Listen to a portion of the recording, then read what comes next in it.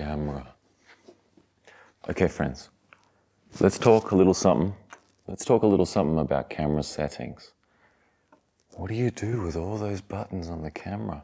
How does it work? Oh my God, it is so complicated. I will never understand it. Now listen, there are many buttons that exist on a camera, but there's only 3 main controls that actually make a damn difference to your photos. These ones, if you understand these ones, the rest is just fairy tale icing on the cake, okay? Behind this little mirror thing here, there is what's called a sensor. That's the actual thing that records the light, okay? Now the first control of a camera is controlling how sensitive that is to the light.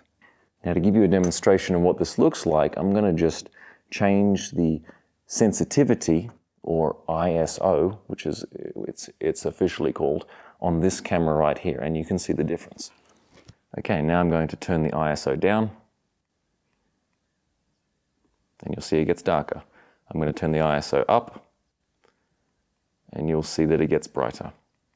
That's all ISO does. Wow, amazing.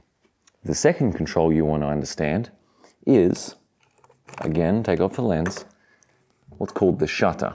The shutter is literally that little door that opens and closes every time you take a shot, okay? All right, and this control changes the speed of the shutter, as in how long the door stays open. It can stay open a long time,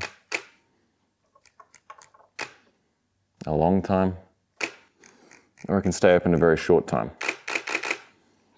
Okay, now, exactly the same as changing the sensitivity or the ISO, the shutter changes how bright or dark your image is. Because the longer you leave that door open, the more time it allows light to come into it. Now, in addition to just changing the brightness, which is exactly the same as the other control, shutter speed changes how much time is captured in your photo. I'm going to go and change the shutter speed on this camera that's recording so that you can get an idea of what it looks like. Now, if you watch the motion of my hand, okay, that looks kind of normal. I'm going to turn up the shutter speed, which, as you know, makes the photo darker. But to compensate for this, I'm going to, because I know about ISO, I can increase the brightness again so that the picture's still viewable. Now, with a fast shutter speed, you can capture very rapid motions, and you will see that, you know, my hand is very crisp and sharp no matter how fast I move it, right? Oppositely, if I use a very slow shutter speed, I'm going to turn the shutter speed and make it very slow. As you can see, it's letting in more light now. So again, I will compensate for that by making it less sensitive to the light. Now you'll notice with my hand, look at that, it is blurring it because it is allowing more time to be captured in every moment. So if you want to get a blurry, whoa, whoa, whoa, whoa, I'm on drugs, you use a slow shutter speed. Can you see that? Now the third and final camera control, and after you know these 3, everything else is just like, don't worry about it.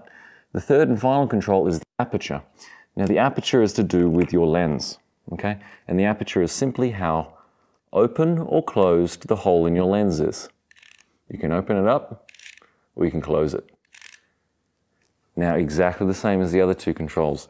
The more open the lens is, what's going to happen? The more light's going to come in, equals your photo is going to be brighter. But now the reason why, of course, these 3 controls are not all the exact same control is because they do slightly different things in addition to making the overall photo brighter or darker. So the special effect with aperture is it controls how much of your photo is in focus, meaning clearly seen. I am going to open up the aperture now so that you can see that less becomes in focus. So I'm going to open it up. This again makes it brighter, of course. I'm going to compensate for that by adjusting either my shutter speed or my ISO.